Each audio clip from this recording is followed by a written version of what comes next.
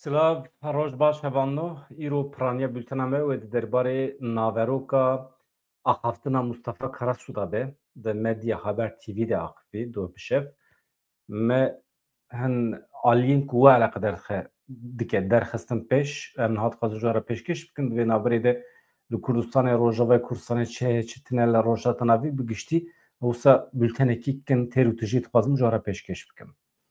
Ez hema bi Mustafa Karasu dest pê bikim hevanna. Ev Frank Funder mala te ava gelek spas dikim ji bo alîkariyetê. Hevanlo hûn jî her hebin hemû hevalê ku ji me re peyam dişînin mala we ava. Gelek spas dikim. Bi vî şeklî rica dikim ji hevalan hem bibin abone hem bibin endam bi vî ew em bikaribin kanala xwe hinek pêş bixin. Mustafa Karasu di derbarê vê pêvajoyê de axivî endamê Konseyê Revebira Kecekî Mustafa Karasu ji Medya Haber TV re çi got Dewleta Tirk hê jî di vê mijarê de tu gav navitiye. Mafê hêviyê nehate cihîdbêje Mustafa Karasu Dewlet Bahçelî bi eşkere gotibû rojên destpêka vê pêvajoyê. Bila rêxistin xwe fesih bike dev ji tekoşîna çekverî berde bila mafê hêviyê were pratîzekirin. Bila were li meclisê Baxfe Abdullah Öcalan gotibû Dewlet Bahçelî. Mafê hêviyê wê bikeve dewrê wê demê divê Dewlet Bahçelî li ser soza xwe bisekine. Dibêje Mustafa Karasu. Mafê hêviyê pek bîne. Em dixwazin vê pêvajoyê bibin asteya ku di encamê de çareseriya doza Kurd û Kurdistanê hebe.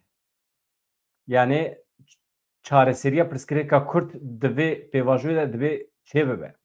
Mafê hêviyê pêkneanîna şert û mercên xebatê yên azad divê ev yek were çareserkirin.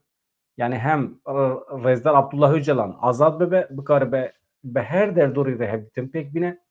Şert û mercên wî yên xebatê divê azad bin, serbest bin ji bo bikaribe di pêvajoyê de cih bigire bi serbestî. Heta ku ev yek pêk neyê Dewleta Tirkiye di pratîkê de tu gav navitiye ji bo me ev mane derdikeve. Pirsgirêka Kurd û demokratîkbûna Tirkiye navnîşana vê meclîs e. Meclîs wê çareser bike. Li meclisê komisyonekî ava bû lê divê ev komisyon bi qanûnê hatibe ava kirin. Divê armancên wê hên eşkere zelaltir hatiba diyar kirin. Yani tekildarê demokratîkbûna Tirkiye, tekildarê çareseriya pirsgirêka Kurd divê bername û armancek hebiya. û jê re qanûnek hatiba derxistin. Tenê avakirina komisyonekî têrê nake. Divê navê vê komisyonê jî rast were diyar kirin. Ji vî alî ve bi navkirineke ku demokratîkbûnê îfade dike divê çêbibe ev jî erenî ye. Her roj bi gotina Tirkiye bê teror komisyon nayê avakirin. Divê naberê de dema ku Mustafa Karasu axifî navê komisyonê hê eşkere nebibû. Ev hevgirtina millî û biratiya netewî hê diyar nebibû ji ber vê yekê ji wî wetirî hê jî li ser ew yani navê komisyonê hê eşkere nebiye li gorî wî ama eşkere bû nav wisa ye me doh nav rexne kiribû me gotibû hevgirtina netewan. Hevanno niha ez daxuyaniya Mustafa Karasu bidomînim tiştên balkêş dibêje di derbarê Rojavayê Kurdistanê de jî di derbarê Tirkiye de jî hin zextê dide ser Dewleta Tirkiye. Yani gotina Tirkiye bê teror hê jî tê bikaranîn ji aliyê siyasetmedarên Tirkiye ve destpêkê jî divê ev komisyon bi rêbertîra hevdîtin çêbikira. Yani endamê vê komisyonê biçûyana Cem Rêzdar Abdullah Öcalan pêra hevdîtin pêk baniyana. Ji ber ku ev pêvajo tekildarê pirsgirêka Kurd e ev komisyon divê rast bixebite. Heta ku bi rêber rapora nîqaşineke ev komisyon zêde bi fayde nabe. Fayda wî çê nabe. Komisyon wê di du sê mehan de çi bikaribe çareser bike. Do hûnzanin nûçeyek derketibû ku gotû misyona vê komisyonê yani erka vê komisyonê di nava du sê mehan de bi dawî dibe. Merû dikare dirêj bike elbet bi dengdanê û bi hin şertan lê du sê mehan de wê erka xwe bîne cih. Mustafa Karasu vê yekê rexne dike. Ev komisyon nû hatiye avakirin. demek ki dosye mehanda peşiya xwe bi vî şeklî divê em qebûl nakin wisa nabe dosye mehanda çi dikare çareser bibe gerîlayên ku wê çekî xwedayînin werin ku derê rewşa wan wê çi bibe çavkaniya vê pirsgirêkê heye sedemên ku ev pirsgirêk derketiye holê pirsgirêka Kurd heye eger komîsyon ne tekildarê van mijaran be çi watiye vê komîsyonê heye ve rewşa kesên ji çiyê tên wê çawa bibe yani pirsgirêka PKK, pirsgirêka gerîla ev ê werin çareserkirin tenê berdana çekan dibe nabe yani van însanana çima çek girtine destê xwe sebebî wî dibe were nîqaşkirin sebebî wî jî em jê re dibêjin doza Kurd lê pirsgirêk tabî ki ne tenê berdana çekan e pirsgirêka 100 salî heye ji dema avabûna komara Tirkiye û vir ve stî serhildan çêbûne sedemê vê yekî hene dibêje Mustafa Karasu ji vî aliyê ve eger ev komîsyon tenê bi rewşa kesên ku çek berdidin û tên mijûl dibe tenê bi vîya re mijûl dibe tenê tekildarê vê yekê gav bavêje wê demê ev şaş e ev kêm e ev pêdiviya pêvajoyê heyî pêşwazî nake însanê ku çekê xwe berdin werin tenê komîsyon ji bo vê em qebûl nakin niha eger demokratîkbûn çê bibe sibê rewşa kesên biçin Tirkiye wê çi bibe gelo ew ê bêne girtin yani di vê rewşê de ev komîsyon eger tenê mesele çekberdan be û demokrasiyê pêk neyînin demokratîkbûn eger çê nebe ev kesên ku wê biçin Tirkiye ew ê werin girtin wê demê mana vê pêvajoyê çi ye mana vê komîsyonê çi ye ev kesên me ev însanên me wê biçin di derheqê pirsgirêka Kurd de biaxivin ew ê xwe ji nû ve rêxistin bikin ji bo çareseriya pirsgirêka Kurd ew ê bikevin nava xebatan nava hewldanan wê demê gelo ew ê werin girtin yan ew ê bi azadî bikarin bixebitin yani bi vî şeklî bi qasî ku komîsyon wezîfe misyon daye ser xwe dibe bi vîya we nabe eleqeyeke dostan heye ji Ewropayê dibêje Mustafa Karasu li Ewropayê Tirkiye li cîhanê jî eleqeyeke dostan heye piştgirî didin vê pêvajoyê ji bo serkeftina vê pêvajoyê di nava hewldanan dine elbet divê ev hewldan hîn zêdetir bibin elbet ya esas hewldana gelê Kurd û hêzên demokrasiyê yên li Tirkiyeyê eger li Tirkiye hêzên demokrasiyê nekevin dewrê gelê Kurd bi bandor nebe yani tesîra xwe nîşan nede eger ji bo pêvajoyên pêdiviya yani ji bo pêdiviyên pêvajoyê zext li ser dewletê li ser hikûmetê çê nebe eger tekoşîn mücadele nebe dibe ku ev pêvajo di asta ku tê xwestin de bi encam nebe ji vî aliyê ve wezîfeyên girîng dikevin ser milê gelê me em dixwazin vê pêvajoyê bi ser bixin em bawer dikin bi serketina vê pêvajoyê wê gelek tiştan bi gelê Kurd bide qezenşkirin bi gelê Tirkiye bide qezenşkirin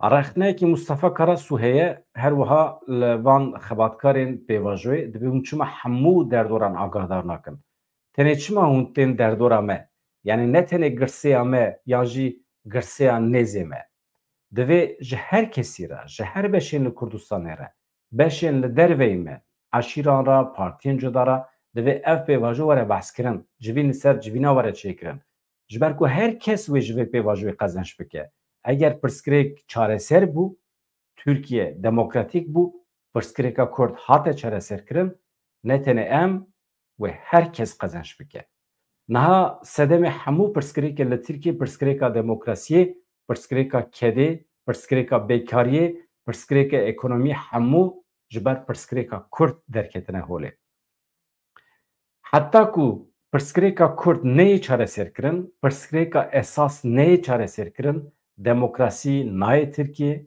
ekonomî sererast nabe bêkarî xilas nabe û hemî meseleyên din wê dîsa wisa di nava pirsgirêkan de bimîne niha bi qismekî behsa zextên li ser CHP jî dike di vî aliyê de AKP rexne dike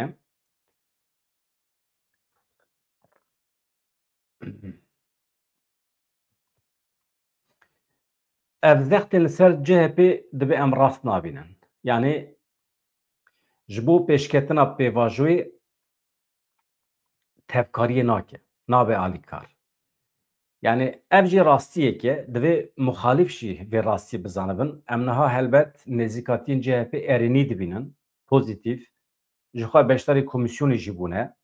Diyar kirin û ew ê piştgirî bidin vê pêvajoyê. Heta ji bo ku ev komîsyon li ser esasê demokratîkbûnê bixebite jî îradeyekê nîşan dane.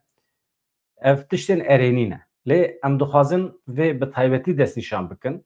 Erê li Tirkiye pirsgirêkên antîdemokratîk hene. Türkiye demokratîk nebiye, rast e. Ev ne pirsgirêka îroyê jî. Pirsgirêka demokratîkbûnê ya li Tirkiye pirsgirêkekî sed salî ye. Kev ne. Yani tu çareseriya pirsgirêka Kurd nexwazî, li dijî çareseriya pirsgirêka Kurd bî, piştre jî tu yê qala demokratîkbûnê yan jî tu yê qala pêkanînên antîdemokratîk bikî, divê vana nakokî ne. Yani ji bo ku tu meseleyên xwe yê demokratîkbûnê hal bikî, divê tu pêşî pirsgirêka Kurd çareser bikî. Mustafa Karasû vê mijarê de gelek dirêj axiviye, îsrar dike. Wê demê dibêje em dibînin ku tu ne samîmî yî. Ji ber ku çavkaniya pêkanînên antîdemokratîk pirsgirêka Kurd e. Ewlehiya Tirkiye bi çareseriya pirsgirêka Kurd ancak mümkün e. Bi înkarkirina Kurdan, tune hesibandina wan, bi şerkirina li dijî Kurdan, tu kes nikare ewlehiya Tirkiye misoger bike, garantî bike. Niha li Tirkiye pêvajoya aştî û civaka demokratîk heye. Ji bo vê hikûmet jî, dewlet jî divê gefan li Rojavayê Kurdistanê nexwin. Bi rastî jî ev ters e. Madem tu behsa xwişk û biratiya Kurd û Tirkan dikî, wê demê Kurdên li Sûriyê ma ne xwişk û birayê me ne. Dibêjin mîsaqê millî. Di nava mîsaqê millî de Mustûl heye, Kerkûk heye, qada Kurdan a bi navê Rojavayê Kurdistanê heye. Ew jî heye. Niha tu hem ew qasî behsa mîsaqê millî dikî, lê du jimnahiya Kurdên Rojavayê Kurdistanê dikî. Ev helwestekî nerast e, dibêje Mustafa Karasû. Ji vî alî ve divê nêzîkatiya li Sûriyê, li Bakur Rojhilatê Sûriyê, li hember Kurdên li Rojava divê rast be. Yani em ji dewleta Tirkiye, yani Mustafa Karasû ji vê derê bang li dewleta Tirkiye dike ku helwesta xwe ya li hember Sûriyê bigwarîne, helwesta xwe ya dijminane ya li hember Kurdê Rojavayê Kurdistanê biguherîne û bi tu awayê tehdîtwarî tevnegere. Veya ji dewleta Tirkiye re dibêje. Bi vî şeklî nabe. Yani siyaseta xwe a sed salî înkar û îmhayê li ser Sûriyê ferz neke. Li Sûriyê polîtîkayên rêvebiriyê ê hey şaşin.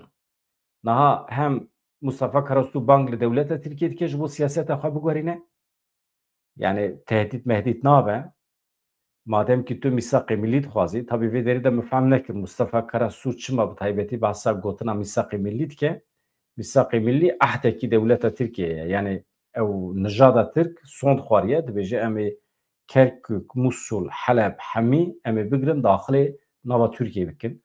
Hemû ew axa ku dibêje em ê daxilê nava Tirkiye bikin, lê Kurd dijîn. Qismekî biçûk Ereb jî hene elbet, ama Kurd hene. Tayyip Erdoğan di wê rojê beriya sê hefteyan da axaftina xwe de bi gotina Ereb û Kurd û Tirk balkişandibû ser vê xewna Tirkan. Di vê xewna Tirka da menfaetê Kurda çi qas heye? Belkî hebe. Ji ber ku sînorê Bakur, Başûr, Rojava hemî radibin. Wê demê Tirkiye wekî dewlet serdest dibe, lê belê temamî hekim nabe. Rêvebiriyên xweser eger werin cih, sîstemeke federatîv eger were bicihkirin, mîsaqê millî qismî ve jî li gor menfaetên Kurdan e jî. Yani belkî di wê çarçovê de behs dike, nizanim. Yani ji dewleta Tirkiye re dibêje hem hûn mîsaqê millî dixwazin û hem jî êrişê Kurdan dikin, hem jî dijminî dikin. Vaya divê nakokiya nabe. Ji bo ku hûn bigihêjin hedefa xwe ya mîsaqê millî, divê hûn pêşî bi Kurdan re lihev bikin. Di wê manê de yani. Yek ev ya din jî siyaseta Tirkiye ya Heteşê ya Ehmed Elşara rexne dike. Dibêje ji bîr nekin ku rejîma beriya we jî otorîter bû. Eger di navbera we û rejîma berî de tu firqî tune be, wê demê معنا وی تونه معنا شورش تونه هونه دیسا بکوین نوا شر و پفچونان هونه دیسا وگرن سری دبه تشتال پیشیا و اوه هون همو که منتمه لترکیه لسوریه قبول بکن همه ملتان قبول بکن همو اولو باوریان علوی درزی آسوری سوریان ارمن کرد هر کسی من قبول بکن و پیشنیازین که روبریا خسر جوارتینه داتینه سرماسی وانا قبول بکن تجربه که 14 سالان هيا هاتیه پیکانین دوی درده منفعت ملتان هنه هون اگر وی که پیک بینن هون دکارن ده سوریه ده بگیجن آرامیه اف پیشنیازا مصطفی کاراسویه جبو جولانه هوانو سایت هوتی مالاته آواج بو اندامتیته هر هبی هوانو جوا همیارا سپاس دکم حقیقتا اون وان روزان علاقه کی باش نشانه کانال مدن داخویانی مصطفی کاراسو کو مجبوع برهف کربون او قاسن نها از دچم هنو چندن کو مجبوع آماده کرنه از به دستور و جوارا بخونم پیشکش بکم evjî mühim e niha li herêma Başûrê Kurdistanê temaşevanên hêja hevalên ezîz gelek ciwanê me di germayî de wextê dikevin avê dixeniqin yani perwerdeyiyekî ajberiyê çênebiye bingehekî tune ava Kurdistanê nayê naskirin avek diherike ava diherike pir xeter e wextê ku zarok bê ku ajberî fêr bibin bikevin wê avê dixeniqin ava gola ava çeman naşibe ava behrê ava behrê ji ber ku pir bixwe ye merû bi ser avê dikeve ama li Kurdistanê pir însanên me jiyana xwe ji dest dane bi taybetî gencên me em ji ku derê digirin li herêma Başûrê Kurdistanê 43 ciwanê me di avê de xeniqîne heta niha di van 7 mehên dawî de yani ji serê salê vir ve bifikirin ew jî hê germayiyê nû dest pê kiriye 43 ciwanê me erê ew jî ji ber ku yani ajberiyê nizanin di avê de xeniqîne raniya wan gencê nû ne temenê wan di bin 25 salî re ye heyf e yani mirov nekeve navara wî wisa baş dibe nûnerê Donald Trump bi Putin re civiya ez hema vîya wisa bikim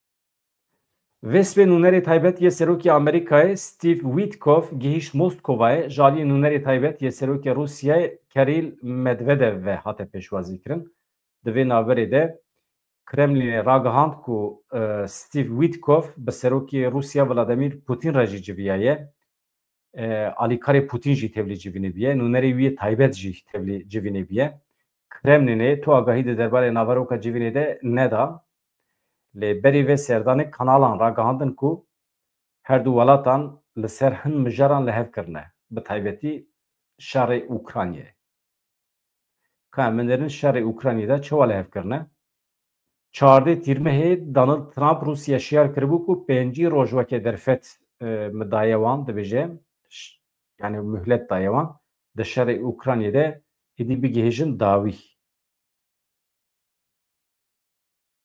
yani şer bi dawî bikin niha hûn zanin li Swêdayê şer û pevçûn pir kêm be jî didome lê di vê navberê de alîkarî diçe ji herêmê re lê hêzên HTŞ hêzên girêdayî hikûmetê van alîkariyan asteng dikin Komeleya Mezopotamya ragihand ku hêva sora Sûriyê nehîştî alîkarî bigihêje mağdûrên li Başûrê Sûriyê û Swêdayê ji bo piştgiriya gelê xwe li her parêzgeheke Sûriyê dibe em amadene alîkarî bikin hêva sora Komeleya Mezopotamyayê dibêje Komeleya Mezopotamyayê dixwaze alîkarî bigîne Swêdayê lê di ser Şamêran mecbûrin derbas bibin dibêje wezîfeya me ye em geşedanên dawî û di derheqê kampanyaya piştgiriya gelê me yê mağdûr li Başûrê Sûriyê Swêdayê de rêya giştî agahdar bikin Komeleya Mezopotamya da zanîn wekî karwanê yekem piştî komkirina xwarin marin komkirine roja yekê tebaxê berê xwedane Şamê 55 ton pêdiviyên xwarinê ên sereke bi xwe re biribûn. Qismekî wan gihandine wê derê belav kirine, lê qismekî jî di rêda hatiye astengkirin. Dibe em amedene alîkariyê bigînin her derê Sûriye. Ev jî wisa ye.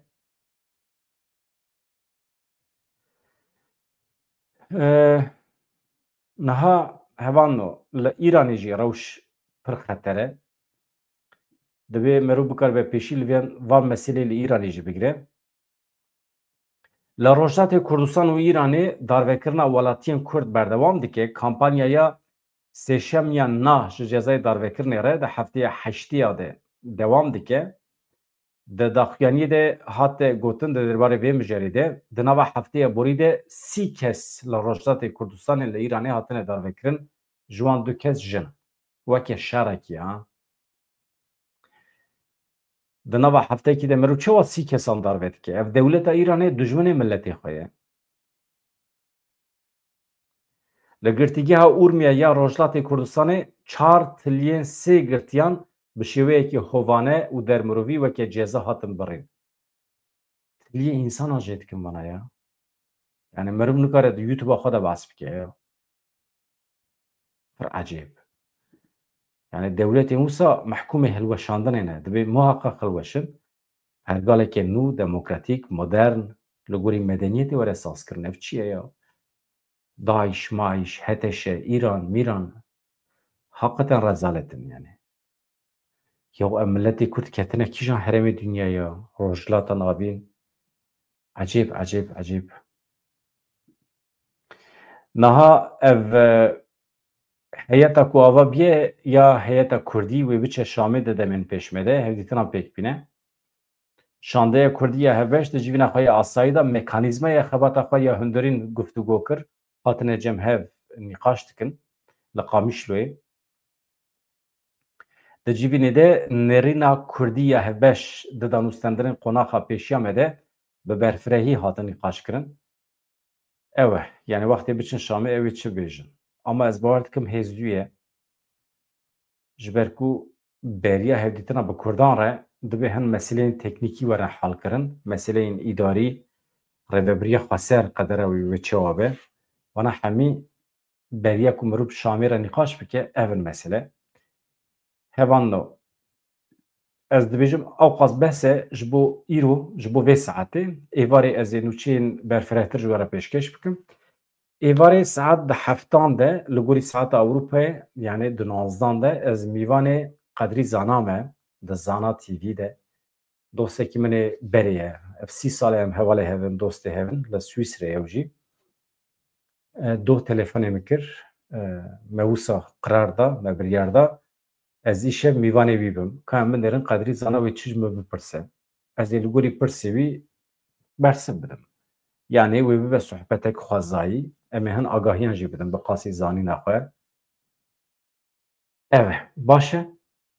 Bêhêviya rojên xweş, azad, xatirê we êvarê em dîsa behevran e.